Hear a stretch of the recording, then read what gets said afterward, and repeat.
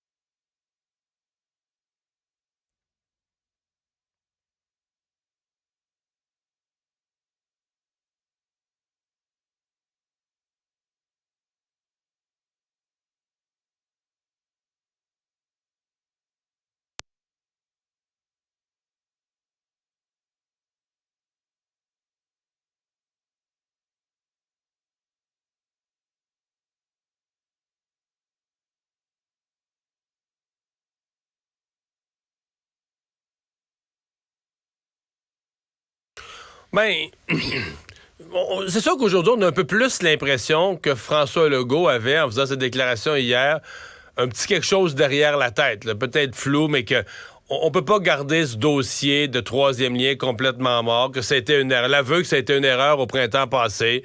On vient de parler de l'idée d'un pont, donc je pense qu'on veut peut-être ramener quelque chose de moins coûteux. Et j'ai l'impression qu'hier, François Legault, jusqu'à un certain point, a un peu réfléchi à haute voix, mais s'est dit, tu sais, de toute façon, là, on a tellement viré d'un bord puis de l'autre dans ce dossier-là. Le jour qu'on va annoncer qu'on le reprend à bras-le-corps, on va avoir l'air fou, comme passer chez le dentiste. Aussi bien avoir l'air fou aujourd'hui que la semaine prochaine ou l'année prochaine. Et donc, c'est une mauvaise semaine pour la CAQ. On a perdu la semaine. Ben, réglons ça le même jour. Je pense que c'est un peu ça, là.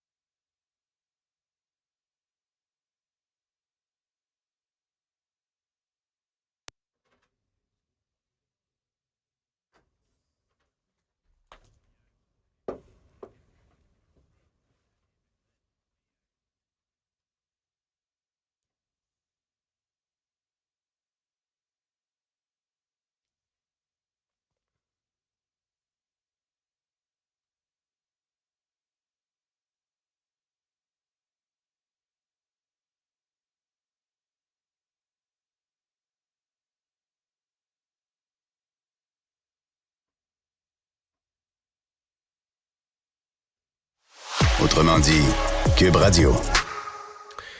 C'était à une époque, on suivait les journées de fin du monde prévues par les Incas ou les Mayas. Mais là, aujourd'hui, ça devait être une journée pas tout à fait de fin du monde, d'apocalypse partiel. Apocalypse partiel, Mario, qui semble jusqu'ici, je touche le bois en studio, semble avoir été évité, merci. Donc, qui avait annoncé quoi? Ben là, ça a commencé tout d'abord, là, c'est le magazine Rolling Stones qui a commencé à repartager des publications qui étaient mises sur Telegram, entre autres dans un channel Telegram, là, un courriel Telegram qui est très complotiste. Là. C'est vraiment des acteurs de la mouvance QAnon qui sont là. C'est des influenceurs QAnon qui reparlent souvent les mêmes théories, pédos, satanistes, vaccins, etc. Et qui, entre autres, se sont mis à repartager en disant que aujourd'hui, alors qu'on devait faire un test d'alerte aux États-Unis, ce serait une journée d'apocalypse. Test d'alerte, qu'est-ce que c'est? C'est un peu comme l'alerte Amber ici, mais on le teste à la grandeur des États-Unis. On l'a fait, c'est arrivé ici aussi. Là. Oui, c'est déjà arrivé ici aussi. C'est comme un test, tous les téléphones cellulaires en même temps. On avertit tout le monde d'avance pour que les gens ne soient pas surpris. Exact, ça fait bip, bip, bip, vous prenez votre cellulaire, vous regardez l'indication, c'est fini. Sauf que de lancer ça de manière globale aux États-Unis, pour les complotistes, ça ne voulait dire qu'une seule chose. Signal. Un signal, quelque chose d'extrêmement gros qu'on passerait par les ondes 5G, bien évidemment, Mario, autre lubie complotiste, pour activer, et je cite ce que les autres disaient, activer enfin les capsules pathogènes transmises par le vaccin pour inoculer un virus aux gens qui ont été vaccinés. Voilà le plan des élites mondiales, Mario. Donc les gens vaccinés seraient tous tombés dans la rue, seraient devenus zombies. Ils seraient devenus zombies. C'est ce qu'on essayait d'expliquer aujourd'hui. Puis là, évidemment, il y a toutes sortes de mouvances au sein des mouvances complotistes. Il y a des gens qui disaient que c'était enfin le grand blackout qu'on attendait, que tous les appareils électroniques allaient finir par briser d'un seul coup, alors qu'on envoyait ce signal-là, puis que le gouvernement allait en profiter pour agir de toutes sortes de manières. Et finalement? Ben, il semble pas s'être passé grand-chose, Mario, mais ça affecte la vie des gens pour vrai. Puis c'est peut-être ça qu'on oublie des fois, parce que, écoute, j'ai sorti des dizaines et des dizaines et des dizaines de messages là, sur des forums, entre autres, où les gens sont réellement inquiets et se demandent des conseils entre eux en disant « Mais qu'est-ce que je fais, moi, le 4 octobre? Comment je fais pour me prémunir contre ça? » Il y en a qui suggéraient d'enrouler dans du papier aluminium le téléphone cellulaire, puis de le mettre dans le micro-ondes. Toujours bon. Toujours fermé. De fermer tous les appareils électroniques, la télé, l'électricité même. Là. Il y a certains témoignages de gens qui rapportaient... Ferme le breaker, ferme le main. Tu ris, mais il y a des gens sur Reddit qui expliquaient que le propriétaire de leur immeuble venait de fermer le courant au complet pour toute la journée. Parce que le propriétaire est complotiste. Dans le bloc au complet, en se disant que ça allait enfin prémunir. Il y a des gens qui sortent leur enfant de l'école aujourd'hui puis qui les emmenaient dans un endroit reculé, dans le bois où il n'y aurait pas de réseau cellulaire. Ça a créé vraiment une mini-panique chez ces communautés-là. Peut-être que vous ne l'avez pas vu dans les rues tout autour de vous, mais bon. Hein? Ça crée une mini-panique. L'apocalypse semble pas être survenu aujourd'hui. Le message de l'alarme est passé comme dans du beurre. Mais bon. Il fait beau. Il fait beau aujourd'hui, Bien Mario. belle journée. Hey, merci, Alexandre. Cube Radio.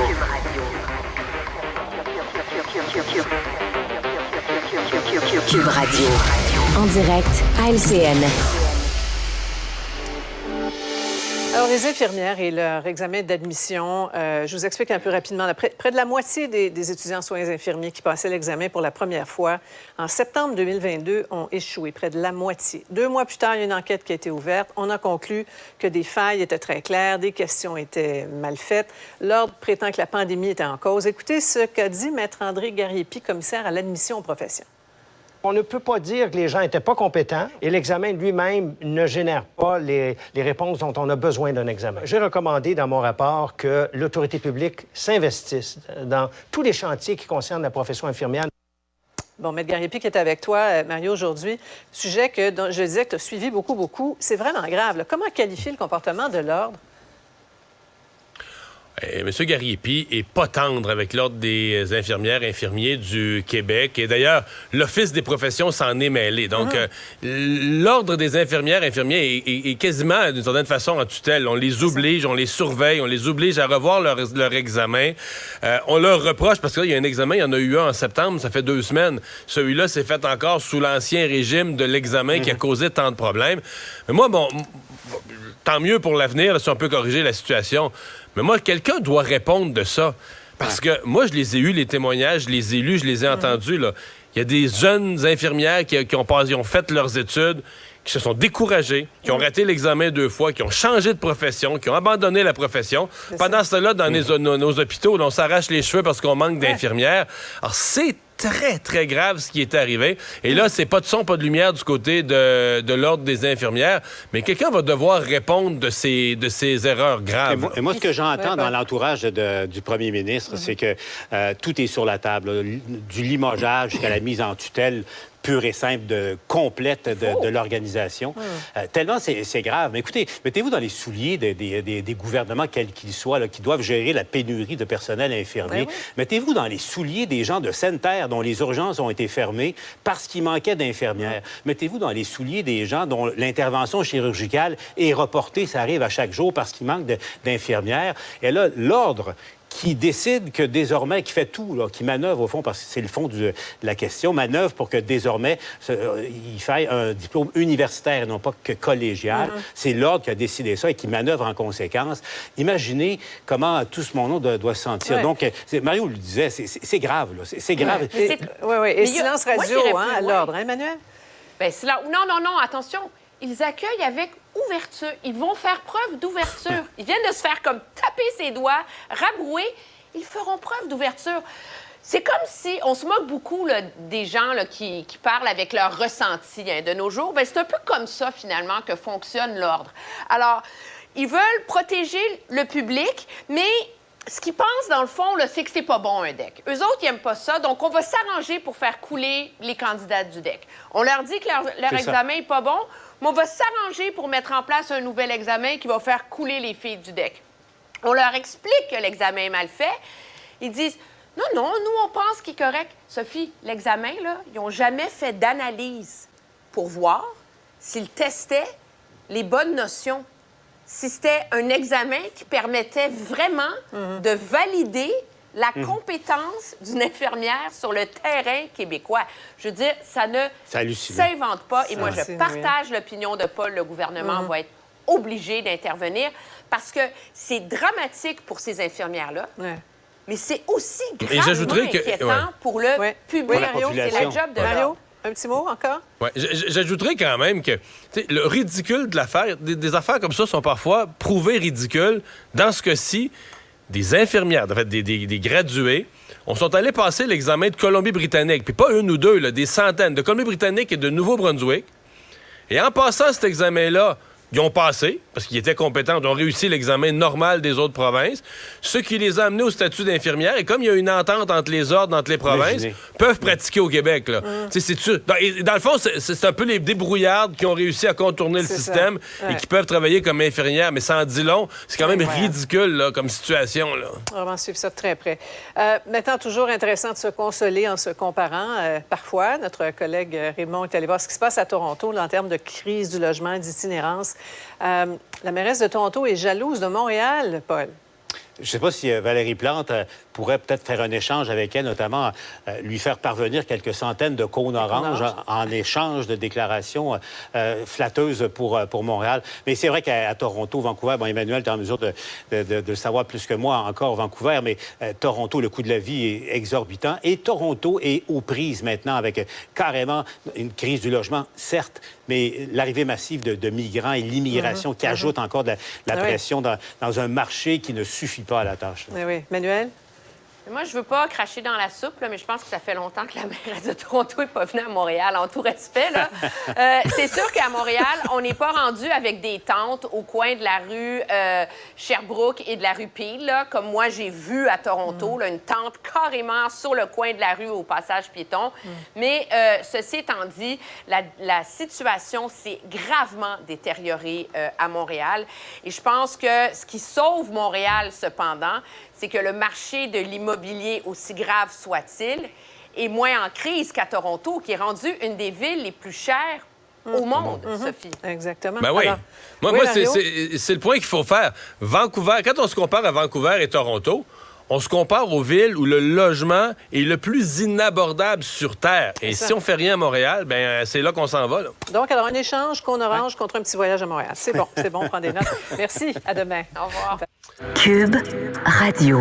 On commente l'actualité, on explique la nouvelle, Ah voilà, on c'est décortique ce qui l'information.